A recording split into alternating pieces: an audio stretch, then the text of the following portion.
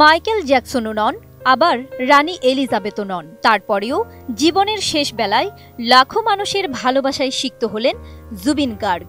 ভারতের সঙ্গীতাঙ্গনের এই উজ্জ্বল নক্ষত্রের শেষ যাত্রায় জনতার ঢল এবার বিশ্ব রেকর্ড গড়ল। জুবিন গার্গের অকাল মৃত্যুতে শোক স্তব্ধ গোটা ভারত। প্রিয় শিল্পীর মৃত্যুর খবরে যেখানে শুরুতে অনেকেই বিশ্বাস করতে পারেননি, সেখানে তার শেষ যাত্রায় ১৭ লাখ মানুষের কান্নার ঢল প্রমাণ করে গেল তিনি ছিলেন নিঃসন্দেহে আসামের জনতার গায়ক। প্রিয় তারকার জন্য যে ভক্ত অনুরাগীদের হৃদয়ের গহীনে এত শ্রদ্ধা আর ভালোবাসা লুকিয়েছিল, সেটা ভারতের প্রয়াত সঙ্গীতশিল্পী জুবিন গার্গের শেষ যাত্রা না দেখলেই বোঝাই যেত না।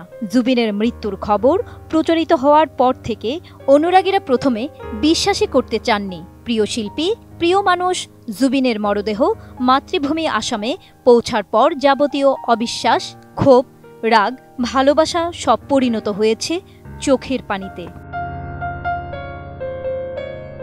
জুবিন গার্গ ছিলেন আসামের সত্যিকারের জনতার তারকা। সেটা তার মৃত্যুর পর আরও একবার প্রমাণিত হল।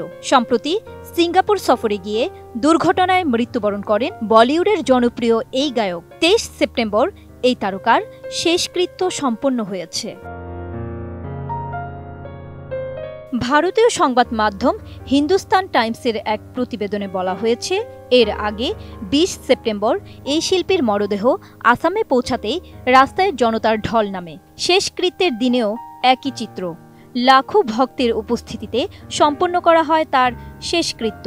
এ সময় একবারও মরদেহের কাছ থেকে সরেননি স্ত্রী গরিমা।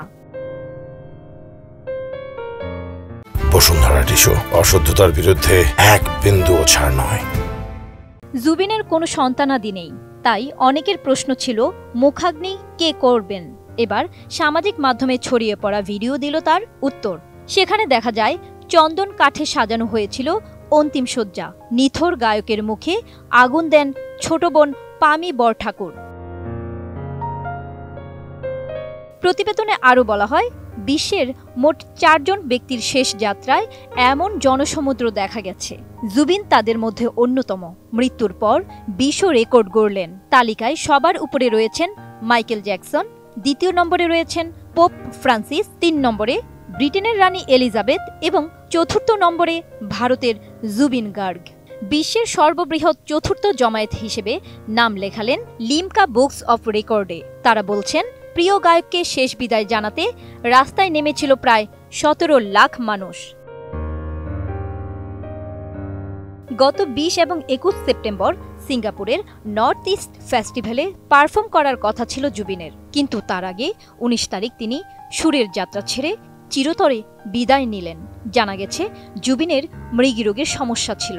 পানির তলদেশে স্কুবা ড্রাইভিং করতে নেমে তা উস্কে ওঠায় প্রাণ হারান তিনি।